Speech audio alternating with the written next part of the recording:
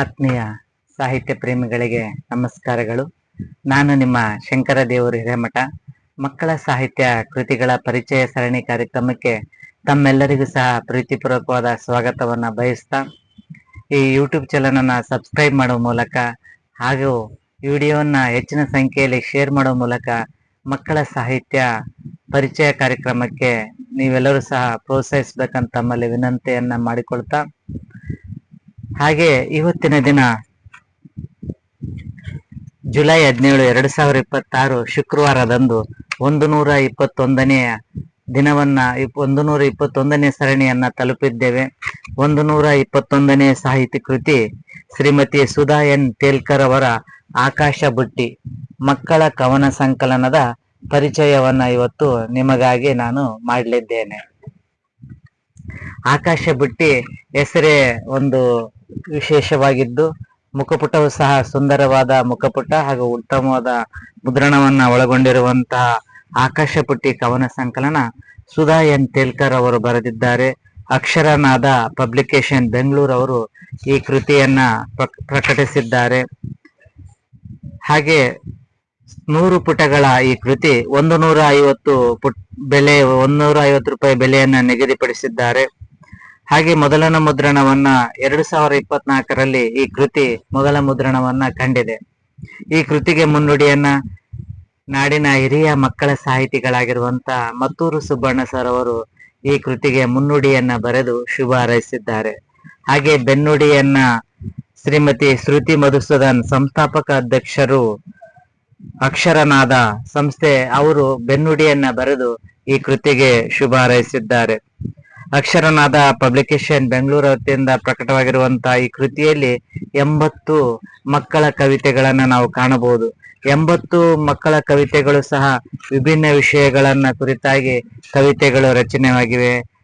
ಗೆಳೆತನ, ಅಕ್ಕಿಗಳು, ಬೆಡಗಿನ ಬೆಳಗು, ಹೂವಿನ ಬದುಕು, ಉದಯ ರಾಗ, ಗುರುಮಾತೆ, ಬಾಣಿನ ಚಿಟ್ಟೆ, ಪುಟ್ಟ ಮಗು, ನನ್ನ ಮುದ್ದು ಅಪ್ಪು, ಕಿಲಾಡಿ ಪುಟ್ಟ, ಅಮ್ಮನ ಕೊಡೆ, ನನ್ನ ಅಮ್ಮ, ಗುಬ್ಬಿ ಮರಿ, ನಿಸರ್ಗ, ಯೋಧ, ದೀಪಾವಳಿ, ಹೀಗೆ ವಿಭಿನ್ನ ವಿಷಯ ವಸ್ತುವನ್ನು ಇಟ್ಕೊಂಡು 80 ಕವಿತೆಗಳನ್ನ, ಮಕ್ಕಳ ಕವಿತೆಗಳನ್ನ ಈ ಸಂಕಲನದಲ್ಲಿ ನೋಡಬಹುದು.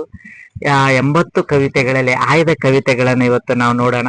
ಬಾಣಿನ ಚಿಟ್ಟೆ ಅನ್ನುವಂತ ಒಂದು ಕವಿತೆಯಲ್ಲಿ ಬಣ್ಣ ಬಣ್ಣದ ಗಾಳಿಪಟ ಹಾರುತ್ತಿವೆ ಆಕಾಶದಲ್ಲಿ, ಗಾಳಿ ಬಂದತ್ತ ತೇಲುತ್ತಾ ತೂಗುತ್ತಿವೆ ಸೊಗಸಿನಲ್ಲಿ, ದಾರವ ಹಿಡಿದಿವೆ ಕೈಗಳು, ಹತ್ತಿತ್ತ ಗಾಳಿಪಟ ಆಡಿಸಿ ಸಂತಸ ಪಡುತ್ತಿವೆ ಮಕ್ಕಳು, ಹಕ್ಕಿಗಳಂತೆ ರೆಕ್ಕೆ ಹಾರಿಸಿ ಗಾಳಿಪಟದ ತಯಾರಿಕೆ ಹೆಚ್ಚಿಸಿದೆ ಹುಮ್ಮಸ್ಸು, ಉಲ್ಲಾಸದಿ ಕಳೆಯಲು ರಜೆಯ ಸಮಯವನ್ನು, ದಾರ ಕಿತ್ತಾಗ ಗಾಳಿಪಟ ಎತ್ತೆತ್ತಲು ಓಡುವುದಲ್ಲ, ಜಾಣತನದಿ ಆಡಿಸಲು ಬಾಣಲಿ ಮೆರೆಯುವುದಲ್ಲ.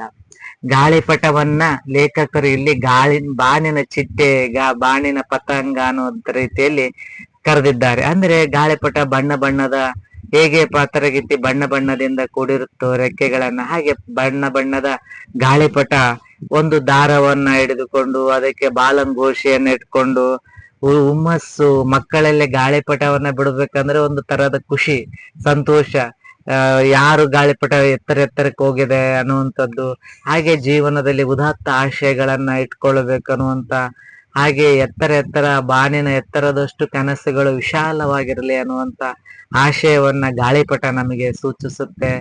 ಅದೇ ರೀತಿ ಇಲ್ಲಿ ಸಹ ಗಾಳಿಪಟದ ಕುರಿತಾಗಿರುವಂತ ಒಂದು ಕವಿತೆಯಲ್ಲಿ ಅದನ್ನ ನಾವು ಕಾಣಬಹುದು.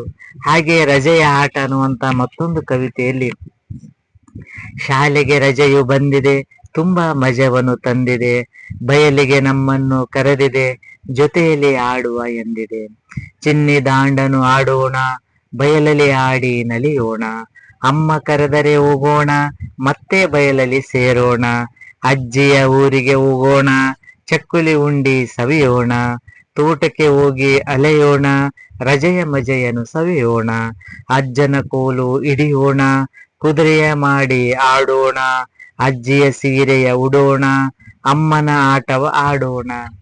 ನಾವು ರಜೆ ಮಜೆ ಅನ್ನುವಂಥದ್ದು, ರಜೆಯಲ್ಲಿ ಯಾವೆಲ್ಲ ಆಟಗಳನ್ನ ಆಟ ಆಡ್ತೀವಿ ಅನ್ನುವಂಥದ್ದು, ರಜೆ ಬಂದ್ರೆ ಒಂದು ಮಜವನ್ನ ತರುತ್ತದೆ. ಬಯಲಿನಲ್ಲಿ ಹೋಗಿ ಗೆಳೆಯರೊಂದಿಗೆ ಆಡುವಂಥದ್ದು, ಚಿನ್ನಿ ದಾಂಡು, ಮರಕೋತಿ, ಇಷ್ಟೆಲ್ಲ ಆಟದ ನಡುವೆ ಅಮ್ಮ ಕರೆದ ಗುಟ್ಲೆ ನಾವು ಹೋಗಿ ಮತ್ತೆ ಊಟ ಮಾಡಿ ಮರಳಿ ಮತ್ತೆ ಬಯಲಿನಲ್ಲಿ ಬಂದು ಸೇರುವಂಥದ್ದು, ಅಜ್ಜಿಯ ಊರಿಗೆ ಹೋಗುವಂಥದ್ದು, ಚಕ್ಕಲಿ ಉಂಡಿ ಸವಿಯುವಂಥದ್ದು, ತೋಟಕ್ಕೆ ಹೋಗಿ ನೀರಿನಲ್ಲಿ ಆಟ ಆಡುವಂಥದ್ದು, ಮತ್ತು ಅಜ್ಜನ ಕೋಲು ಹಿಡಿದು ನನ್ನಯ್ಯ ಕುದುರೆ ಅನ್ನೋಂತ ರೀತಿ ಅಜ್ಜಿಯ ಸೀರೆ ಉಟ್ಕೊಂಡು ನಾನು ಅಮ್ಮ ಅಂತೇಳಿ ಅಮ್ಮನ ತರ ಆಟ ಆಡುವಂಥದ್ದು ರಜೆಯ ಒಂದು ಖುಷಿ. ಈಗ ಬಹುತೇಕ ರಜೆಯನ್ನ ಮಕ್ಕಳು ಟ್ಯೂಷನ್ ಕ್ಲಾಸ್ ನಲ್ಲಿ, ಸಮ್ಮರ್ ಕ್ಲಾಸ್ ನಲ್ಲಿ ಕಳೀತಾ ಇದ್ದಾರೆ. ಆದರೆ ರಜೆಯ ಮಜವನ್ನು ಅನುಭವಿಸಿದಾಗ ಮಕ್ಕಳ ಬಾಲ್ಯ ಜೀವಂತಿಕೆಯಿಂದ ಕೂಡಕ ಸಾಧ್ಯ. ಹಾಗಾಗಿ ರಜೆಯ ಮಜೆಯ ಕುರಿತಾಗಿ ಬರೆದಿರುವಂತ ಕವಿತೆಯಲ್ಲಿ ಮಕ್ಕಳ ಬಾಲ್ಯವನ್ನೇ ಮತ್ತೊಮ್ಮೆ ನೆನಪಿಸುವಂತಹ ಕವಿತೆ ಅದಾಗಿದೆ. ಹಾಗೆ ನಮ್ಮ ಮನೆಯ ಪುಟ್ಟ ಅನ್ನುವಂತ ಒಂದು ಕವಿತೆಯಲ್ಲಿ ನಮ್ಮ ಮನೆಯ ಪುಟ್ಟ ಬಲು ತುಂಟ ಪೋರ, ಕಣ್ಣಲ್ಲೇ ನಗು ನಗುತ್ತಾ ತಂಟೆ ಮಾಡುವ ಧೀರ, ಅನ್ನ ತಿನ್ನಲು ಅಳುವನು, ಸಿಹಿಯ ಕಂಡು ನಗುವನು, ಬೊಂಬೆ ಜೊತೆಗೆ ಆಡುತ್ತಾ ಕೈ ಕಾಲು ಮುರಿಯುವನು, ಅಕ್ಕನ ಕನ್ನೆಯ ಚೂಟುತ್ತಾ ತಾನೇ ಜೋರು ಅಳುವನು, ಅಮ್ಮನ ಸೆರಗು ಒದೆಯುತ್ತ ಗುಮ್ಮ ಎಂದು ಬೆದರಿಸುವನು, ಟಾಮಿ ಬಾಲ ಎಳೆಯುತ್ತ ಜೋರು ಜೋರು ನಗುವನು, ಬೆಕ್ಕಿಗಿಟ್ಟ ಹಾಲನ್ನು ಚೆಲ್ಲುತ್ತಾ ಮೇವು ಎಂದು ಕೂಗುವನು. ಮನೆಯಲ್ಲಿ ಒಂದು ಮಗು ಇದ್ರೆ ಎಷ್ಟೆಲ್ಲ ತುಂಟಾಟವನ್ನ ಮಾಡುತ್ತೆ. ಅದೇ ತುಂಟಾಟವನ್ನ ಈ ಕವಿತೆಯಲ್ಲಿ ಸೆರೆ ಹಿಡಿಯುವಂತ ಪ್ರಯತ್ನವನ್ನ ಮಾಡಿದ್ದಾರೆ. ಅಂದ್ರೆ ತಂಟೆ ಮಾಡೋಕೆ ಬಹಳಷ್ಟು ಧೀರ. ಅಂದ್ರೆ ಅವನಿಗೊಂದು ಮಗುವಿಗೊಂದು ಆತ್ಮವಿಶ್ವಾಸ ಇರುತ್ತೆ, ನಾನು ಏನ್ ಮಾಡಿದ್ರು ನನಗೆ ಇವ್ರು ಬಡಿಯಲ್ಲ ಅನ್ನೋಂಥದ್ದೊಂದು ನಂಬಿಕೆ ಮಗುವಿಗಿರುತ್ತೆ. ಹಾಗಾಗಿ ಅದು ಅನ್ನ ತಿನ್ನಕ್ ಹೋದ್ರೆ ಅಳ್ತಾನ, ಆದ್ರೆ ಸಿಹಿ ಚಾಕ್ಲೇಟ್ ಕೊಟ್ಬಿಟ್ರೆ ಖುಷಿಯಿಂದ ತಿಂದು ಬಿಡ್ತಾನೆ. ಹಾಗೆ ಬೊಂಬೆ ಆಡ್ತಾನ, ಬೊಂಬೆ ಆಡ್ಕೆಂತಾನೆ ಅದ್ರ ಕೈ ಕಿತ್ತಿದೆ, ಕಾಲ್ ಕಿತ್ತಿದೆ, ತಲಿ ಕಿತ್ತಿದೆ ಅಂತೇಳಿ ಬೊಂಬೆದು ಎಲ್ಲ ಪೀಸ್ ಮಾಡಿ ಬಿಡ್ತಾನೆ. ಅಂದ್ರೆ ಆಟ ಆಡುವಂತ ಸಾಮಾನಿನ ಜೊತೆಗೇನೆ ಒಂದು ಆಟ. ಹಾಗೆ ಅಕ್ಕನಿಗೆ ಹೋಗಿ ಚೂಟೋದು, ಆಕಿ ಕೂದಲ ಎಳೆಯೋದು, ಹಾಗೆ ಇಷ್ಟೆಲ್ಲ ಮಾಡಿ ಅಮ್ಮನ ತಲೆ ಹೋಗಿ ತಾನೇ ಫಸ್ಟ್ ಬೈದ್ ಬಿಡ್ತಾರೆ, ನೀನ್ ಬಡದು ಬಿಡ್ತಾರಂತ ಮೊದಲಿಗೆನೆ ಅಳಕ್ ಸ್ಟಾರ್ಟ್ ಮಾಡ್ಬಿಡೋದು. ಕಣ್ಣೀರ ದಾರಿಯನ್ನ ಸುರಿಸಿ ಅನುಕಂಪವನ್ನ ಗಿಟ್ಟಿಸುವಂತ ಪುಟ್ಟನನ್ನ ಇದ್ರೆಲ್ಲ ನೋಡಿದ್ರೆ, ಆಮೇಲೆ ಬೆಕ್ಕಿಗಿಟ್ಟ ಹಾಲನ್ನ ಚೆಲ್ಲಿ ತಾನೇ ಮ್ಯಾವ್ ಮ್ಯಾವ್ ಅಂತೇಳಿ, ಅಂದ್ರೆ ಬೆಕ್ಕು ಚೆಲ್ಲೈತೆ ನಾನೇನು ಚೆಲ್ಲಿಲ್ಲ, ಇದ್ರೊಳಗೆ ನಂದೇನು ತಪ್ಪಿಲ್ಲ ಅನ್ನುವಂಥದ್ದು, ತನ್ನ ತಪ್ಪಿಲ್ಲ ಅನ್ನುವಂಥದ್ದನ್ನ ಸಾಬೀತುಪಡಿಸುವುದಕ್ಕಾಗಿ ಬೆಕ್ಕಿನ ತರ ಹಾಲನ್ನ ಚೆಲ್ಲಿ ಮ್ಯಾವ್ ಮ್ಯಾವ್ ಅಂತೇಳಿ ಬೆಕ್ಕು ಚೆಲ್ಲೋಗೈತೆ ಅನ್ನುವಂಥದ್ದು ಪುಟ್ಟನ ಒಂದು ವಾದ. ಹಾಗಾಗಿ ಒಂದು ಪುಟ್ಟನ ಕುರಿತಾಗಿರುವಂತ ಒಂದು ಕವಿತೆ. ಹಾಗೆ ಪುಟ್ಟ ತಂಗಿ ಅನ್ನುವಂತ ಒಂದು ಕವಿತೆಯಲ್ಲಿ ನನ್ನ ಮುದ್ದು ತಂಗಿಯು ನೋಡಲು ಬಲು ಸುಂದರಿ, ಆಟ ಆಡುವ ಪುಟ್ಟ ತಂಗಿ ನಮಗೆ ಮುದ್ದು ಬಂಗಾರಿ, ಕಿಳಕಿಳನೆ ನಗುತ್ತಿರಲು ಕೋಗಿಲೆಯು ಆಡಿದಂತೆ, ಪುಟ್ಟ ಪುಟ್ಟ ಹೆಜ್ಜೆ ಇಡಲು ನವಿಲು ಬಂದು ಕುಣಿದಂತೆ, ಅರಗಿಣಿಯು ನನ್ನ ತಂಗಿ ತೊದಲು ಮುದ್ದು ಮಾತಲಿ, ಬಣ್ಣ ಬಣ್ಣದ ಚಿಟ್ಟೆಯವಳು ರಂಗು ರಂಗಿನ ದಿರಿಸಿನಲಿ, ಅಗಳ ಕಣ್ಣ ನೋಟದಲ್ಲಿ ಎಲ್ಲರನ್ನು ಸೆಳೆಯುವಳು, ಮುನಿಸಿನ ಮೂತಿ ಮಾಡಿ ನಮ್ಮನ್ನೆಲ್ಲ ನಗಿಸುವಳು.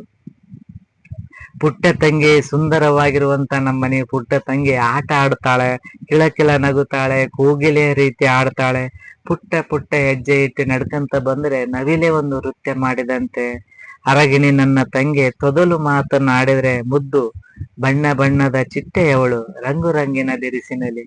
ಬಣ್ಣ ಬಣ್ಣದ ಬಟ್ಟೆ ಹಾಕಂತ ಮುಂಜಾನೆ ಒಂದು ಬಟ್ಟೆ, ಮಧ್ಯಾಹ್ನ ಒಂದು ಬಟ್ಟೆ, ರಾತ್ರಿ ಒಂದು ಬಟ್ಟೆ, ಬಣ್ಣ ಬಣ್ಣದ ಬಟ್ಟೆಯನ್ನ ಆಡ್ತಾ ಆಡ್ತಾ ಬಟ್ಟೆ ಕೊಳೆ ಆಗುತ್ತೆ, ಮತ್ತೊಮ್ಮೆ ಬಟ್ಟೆ ಚೇಂಜ್ ಮಾಡ್ತಾಳೆ.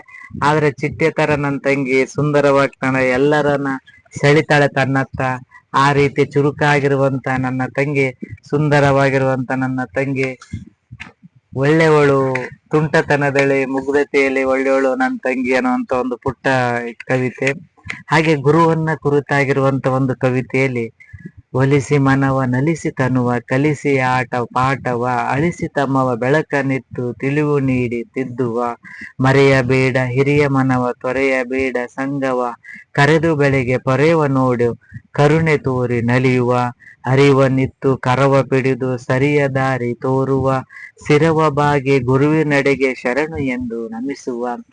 ಈ ಒಂದು ಕವಿತೆಯಲ್ಲಿ ಗುರುವಿನ ಮಹಿಮೆಯನ್ನು ಸಾರುತ್ತಾ ಅಜ್ಞಾನದ ಅಂಧಕಾರದಿಂದ ಬೆಳಕಿನೆಡೆಗೆ ಕರೆತರುವಂತ, ಕೈ ಹಿಡಿದು ನಮ್ಮನ್ನ ನಡೆಸುವಂತ ಗುರುವಿನ ಕುರಿತು ಸದಾಕಾಲ ಗೌರವದಿಂದಿರಬೇಕು.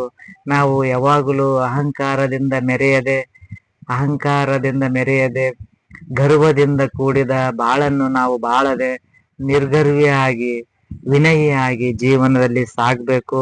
ಅರಿವನ್ನಿತ್ತ ಗುರುವಿನಡೆಗೆ ನಾವು ಶಿರವನ್ನ ಬಾಗಿ ಗೌರವವನ್ನ ಸೂಚಿಸಬೇಕಂತ ಗುರುಗಳ ಕುರಿತಾಗಿರುವಂತ ಒಂದು ಕವಿತೆ.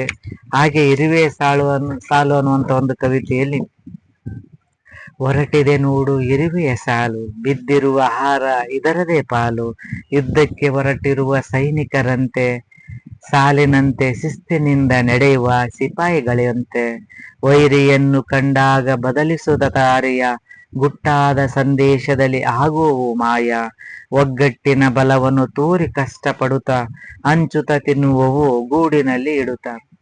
ಇರುವೆ ಅನ್ನುವಂಥದ್ದು ಒಂದು ವಿಸ್ಮಯ ಜಗತ್ತು. ಸದಾ ಶಿಸ್ತಿನಿಂದ ಕೂಡಿರುವ, ಸದಾ ಕ್ರಿಯಾಶೀಲವಾಗಿರುವ ಒಂದು ಕ್ರಿಯಾಶೀಲತೆಗೆ ಉದಾಹರಣೆಯಾಗಿ ನಾವು ಇರುವೆ ಸಾಲುಗಳನ್ನ ಶಿಸ್ತಿನಿಂದ ಕೂಡಿರುವಂತದ್ದು ಕಾಣ್ತೀವಿ. ಸದಾ ಒಂದು ಆಹಾರ ಬಿತ್ತಂದ್ರೆ ಅದು ಇರುವೆಗಳ ಪಾಲು. ಎಷ್ಟು ಶಿಸ್ತಿನಿಂದ ಕೂಡ್ತಾರೆ ಅಂದ್ರೆ ಯುದ್ಧಕ್ಕೆ ಸನ್ನದ್ಧವಾಗಿರುವಂತ ಸೈನಿಕರ ರೀತಿ ಸದಾ ಸನ್ನದ್ಧರಾಗಿ ಶಿಸ್ತಿನಿಂದ ಇರುವಂತ ಇರುವೆಗಳು ಎದುರಿಗೆ ಏನಾದ್ರು ವೈರಿಗಳು ಬಂದ್ರೆ ತಮ್ಮ ಪಥವನ್ನ ಬದಲಿಸಿಕೊಂಡು ಹೋಗುವಂಥವು, ಗುಟ್ಟಾದ ಸಂದೇಶದಲ್ಲಿ ಆಗುವಂಥವು ಮಾಯ. ಯಾವಾಗ ಮಾಯ ಆಗ್ಬಿಡ್ತಾವ? ಪಟ್ಟಂತ ಮಾಯ ಆಗ್ಬಿಡ್ತಾವ. ಹಾಗೆ ಒಗ್ಗಟ್ಟಿನಲ್ಲಿ ಬಲವಿದೆ ಅನ್ನುವಂತ ಸಂದೇಶವನ್ನು ಸಾರುತ್ತದೆ. ಎಲ್ಲರೂ ಸಹ ಗುಂಪಾಗಿ ಕೆಲಸವನ್ನ ಮಾಡಿ ಆಹಾರವನ್ನ ಸಂಗ್ರಹಿಸಿ ತಿನ್ನುವಂಥದ್ದು. ಒಗ್ಗಟ್ಟಿನಲ್ಲಿ ಬಲವಿದೆ, ಕೂಡಿ ಬಾಲಿದರೆ ಸ್ವರ್ಗ ಸುಖ ಅನ್ನುವಂಥದ್ದು ಒಗ್ಗಟ್ಟಿನ ಮಹಿಮೆಯನ್ನ ಸಾರುವಂತ ಇರುವೆ ಕುರಿತಾಗಿರುವಂತ ಕವಿತೆ ಸಹ ಸುಂದರವಾದ ಕವಿತೆಗಳನ್ನ ನೀಡಿದ್ದಾರೆ. ಶ್ರೀಮತಿ ಸುಧಾ ಎನ್ ತೇಲ್ಕರ್ ಅವರು ಸುಂದರವಾದ ಕವಿತೆಗಳನ್ನ ಈ ಕವನ ಸಂಕಲನ ನೋಡ್ಬೋದು. ಆಕಾಶ ಬುಟ್ಟಿ ಕವನ ಸಂಕಲನದಲ್ಲಿ 80 ಕವಿತೆಗಳು ಸಹ ಸುಂದರವಾಗಿ ಮೂಡಿ ಬಂದಿವೆ. ಹಾಗೆ ನಾವು ನೋಡಬಹುದು, ಸುಧಾ ತೇಲ್ಕರ್ ಅವರು ಬಾಲ್ಯವನ್ನ ಸಮೃದ್ಧವಾಗಿ ಅನುಭವಿಸಿರುವಂತ ಕಾರಣ ಅವರು ತಮ್ಮ ಬಾಲ್ಯವನ್ನ ಜೀವಂತಿಕೆ ಇದೆ, ಹಾಗೆ ಮುಗ್ಧತೆ ಇದೆ. ಅಂತ ಮುಗ್ಧತೆಯಲ್ಲಿ ಆ ಎಲ್ಲ ಮುಗ್ಧತೆಯನ್ನ ಬಾಲ್ಯವನ್ನ ಈ ಕವಿತೆಗಳಲ್ಲಿ ಕಟ್ಟಿಕೊಡುವಂತಹ ಮಕ್ಕಳ ಕವನಗಳಲ್ಲಿ ಅವುಗಳನ್ನ ಜೀವಂತವಾಗಿ ಹಿಡಿದಿಡುವಂತಹ ಪ್ರಯತ್ನವನ್ನ ಇಲ್ಲಿ ಲೇಖಕರು ಮಾಡಿದ್ದಾರೆ. ಕೇವಲ ಪ್ರಕೃತಿ, ಬಾಲ್ಯ, ಪಶು ಪಕ್ಷಿಗಳನ್ನ ಅಷ್ಟೇ ಅಲ್ಲದೆ ಕೆಲವೊಂದು ಸಂದೇಶಗಳನ್ನ, ಮಾನವೀಯ ಮೌಲ್ಯಗಳನ್ನ ಮಕ್ಕಳಿಗೆ ಮುಟ್ಟಿಸುವಂತ ಪ್ರಯತ್ನವನ್ನು ಸಹ ಇಲ್ಲಿಯ ಕವಿತೆಗಳಲ್ಲಿ ಲೇಖಕರು ಮಾಡಿದ್ದಾರೆ. ನಾವು ಪಂಚತಂತ್ರ ಕವಿತೆಗಳಾಗಿರ್ಬೋದು, ಕಥೆಗಳಾಗಿರ್ಬೋದು, ನೀತಿ ಸಂದೇಶಗಳನ್ನು ಹೇಳುವಂತ ಕಥೆಗಳನ್ನ ನಾವು ಮೌಲ್ಯಗಳನ್ನು ಹೇಳುವಂತವ್ರು ಕಾಣುತ್ತೇವೆ. ಇಲ್ಲಿ ಪ್ರಕೃತಿಯ ಜೊತೆಗೆ ಪಶು ಪಕ್ಷಿಗಳನ್ನು ಸಹ ಅವುಗಳ ಕುರಿತಾಗಿರುವಂತ ಕವಿತೆಗಳನ್ನು ಸಹ ನಾವು ಕಾಣಬಹುದು. ಅವುಗಳ ಜೊತೆಗೇನು ಸಹ ಕೆಲವೊಂದು ಕವಿತೆಗಳಲ್ಲಿ ಸಂದೇಶಗಳನ್ನ ನೀಡುವಂಥದ್ದು, ಹಾಗೆ ವಿಶೇಷಣಗಳನ್ನ ಕುರಿತಾಗಿರುವಂತ ಕವಿತೆಗಳು, ಪಾತರಗಿತ್ತಿ, ಗುಬ್ಬಚ್ಚಿ, ನವಿಲು, ಕಾಮನಬಿಲ್ಲು, ಕಾಗೆ, ಮೃಗಾಲಯದ ಪ್ರಾಣಿಗಳು ಮುಂತಾದ ವಿಷಯ ವಸ್ತುಗಳ ಕುರಿತಾಗಿನೂ ಸಹ ಇಲ್ಲಿ ಕವಿತೆಗಳನ್ನ ನಾವು ಕಾಣಬಹುದು. ಹಾಗಾಗಿ 80 ಕವಿತೆಗಳು, ಇಲ್ಲಿರುವಂತ 80 ಕವಿತೆಗಳು ಸಹ ಸುಂದರವಾದ ಗೇಯತೆಯೊಂದಿಗೆ ಕೂಡಿದಿರುವಂತ ಕವಿತೆಗಳನ್ನ ನಾವು ಕಾಣಬಹುದು.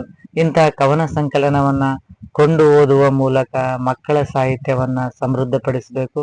ಹಾಗೆ ಇಂಥ ಸಾಹಿತ್ಯ ಕೃತಿಗಳನ್ನ ಮಕ್ಕಳಿಗೆ ಶಾಲಾ ವಾರ್ಷಿಕೋತ್ಸವ, ಹುಟ್ಟುಹಬ್ಬ ಮುಂತಾದ ಸಂದರ್ಭಗಳಲ್ಲಿ ಇಂಥ ಸಾಹಿತ್ಯ ಕೃತಿಗಳನ್ನ ಅವರಿಗೆ ಉಡುಗೊರೆಯಾಗಿ ಕೊಟ್ಟು ಅವರಲ್ಲಿ ಓದುವ ಅಭಿರುಚಿಯನ್ನ ಹಾಗೂ ಓದುವ ಆಸಕ್ತಿಯನ್ನ ಉಂಟು ಮಾಡುವಂಥದ್ದು, ಹಾಗೆ ಅವರಲ್ಲಿ ಮಕ್ಕಳ ಸಾಹಿತ್ಯದೆಡೆಗೆ ಅವರ ತುಡಿತವನ್ನು ಹೆಚ್ಚಿಸುವಂಥದ್ದು, ಅಧ್ಯಯನಶೀಲರನ್ನಾಗಿ ಮಾಡುವಂಥದ್ದು, ಅವರಲ್ಲಿ ಪದ ಸಂಪತ್ತನ್ನು ಹೆಚ್ಚಿಸುವಂತೆ ಮಾಡುವಂತಲ್ಲಿ, ಹಾಗೆ ಪ್ರಕೃತಿ ಪ್ರೇಮವನ್ನ ಅವರಲ್ಲಿ ಹೆಚ್ಚಿಸುವಂತೆ ಮಾಡುವಲ್ಲಿ ಇಂತಹ ಸಾಹಿತ್ಯ ಕೃತಿಗಳು ಅವರಿಗೆ ಕೊಟ್ಟರೆ ಅದು ಅವರಲ್ಲಿ ಇನ್ನೂ ಹೆಚ್ಚಿನ ಸಾಹಿತ್ಯ ಪ್ರೇಮವನ್ನ ಬೆಳೆಸುವಲ್ಲಿ ಸಹಾಯಕವಾಗುತ್ತೆ. ಆಕಾಶ ಬುಟ್ಟಿ ಅನ್ನುವಂತ ಕವನ ಸಂಕಲನ ಶ್ರೀಮತಿ ಸುಧಾ ಎನ್ ತೇಲ್ಕರ್ ಅವರು ತುಂಬಾ ಸುಂದರವಾಗಿ ಬರೆದಿದ್ದಾರೆ.